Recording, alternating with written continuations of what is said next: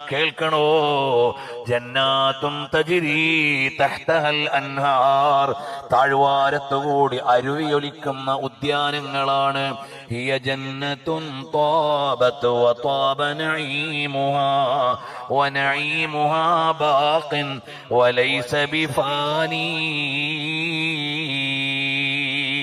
മോനെ, സ്വർഗം മനോഹരമാണ്, അതിലുള്ള ഓരോ അനുഗ്രഹങ്ങളും മനോഹരമാണ്. വലൈസ ബിഫാനി, അതൊടുങ്ങിപ്പോല. ചില പരിഷ്കൃതരായ ചെറുപ്പക്കാരായ മക്കൾ വിചാരിക്കും ഈ മൗലിയാരൂട്ടികൾ എന്താ നല്ല പരിഷ്കാരമുള്ള പാൻസ് ധരിക്കാതെ ഈ ഒരു പഴയ തലയെക്കെട്ടും കെട്ടി വെള്ളക്കുപ്പായവും വെച്ച് നടക്കുന്നത്. മോനെ, ഞങ്ങൾ തൽക്കാലം ഇതണിഞ്ഞത് നാളെ അടിച്ചു പൊളിക്കാനുള്ളൊരു ലോകം കണ്ടുകൊണ്ടാണ്. നിങ്ങൾ ഈ അടിച്ചു പൊളിക്കുന്ന ലോകം നാളെ തീരുന്ന ലോകമാണ്. നിങ്ങളുടെ ഫാഷൻ നാളെ ഔട്ട് ഓഫ് ഫാഷനാണ്.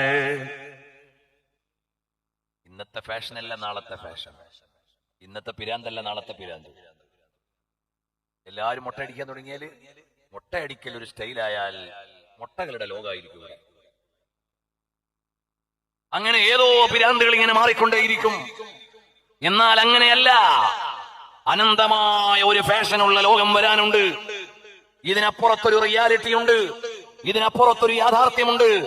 ഈ ലോകത്ത് ഏറ്റവും പ്രതീക്ഷയോടെ ജീവിക്കുന്നവർ മുഅ്മിനീങ്ങളാണ്. അതുകൊണ്ടാണ് ഗസയിൽ നിന്ന് പിടഞ്ഞു വീഴുമ്പോഴും ഞങ്ങൾ സ്വർഗത്തിൽ ഗസ പണിയും എന്ന് പറഞ്ഞുകൊണ്ടിരിക്കുന്നത്. അതുകൊണ്ടാണ് ജീവന്റെ അവസാനത്തെ മിടിപ്പിലും മുന്നിൽ കിടന്ന് പിടയുന്ന കൂട്ടുകാരനോട് ലാ ഇലാഹ ഇല്ലല്ലാഹ് എന്ന് പറഞ്ഞു കൊടുക്കാനുള്ള ഒരു ചങ്കുറപ്പ് ഫലസ്തീനയുടെ കുരുന്ന മക്കളുടെ ഉള്ളിലേക്ക് അടയാളപ്പെടുത്തിയ ദർശനത്തിന്റെ പേരാണ് ഈമാൻ, ഇസ്ലാം. ഇതിങ്ങനെ എടുത്തു വരണ്ടല്ലോ അല്ലെ, മറമലവുണ്ടോ ഒരാളോട് പോയി. അപ്പോൾ ഹബീബായ സല്ലല്ലാഹു അലൈഹി വഅലിഹി വഅസ്ഹാബിഹി വസല്ലമ തങ്ങൾ ചോദിച്ച അതേ ഒരു ചോദ്യമുണ്ട്. ലോകഗുരുവായ സല്ലല്ലാഹു അലൈഹി വസല്ലമ തങ്ങൾ ഒരു ഏറുമാടത്തിൽ കഴിയുകയാണ്. ഏറുമാടമെന്ന് പറഞ്ഞാൽ കൃഷിയിടത്തിലെ 4 കാലിൽ നിർത്തിയ ഒരു പെട്ടിക്കൂടിൽ ഈത്തപ്പനെ മട്ടലുകൊണ്ട് കെട്ടിയുണ്ടാക്കിയ ഒരു ഏറുമാടത്തിൽ നബി സല്ലല്ലാഹു അലൈഹി വസല്ലമ തങ്ങൾ കിടക്കുകയാണ്. അവിടേക്ക് കടന്നു ചെല്ലുകയാണ് മഹാനരായ സയ്യിദുനാ ഉമർ ഇബ്നുൽ ഖത്താബ്. സലാത്തും തർബിയത്തും ഒക്കെ എവിടെ പോയ മാതിരിയുണ്ട്.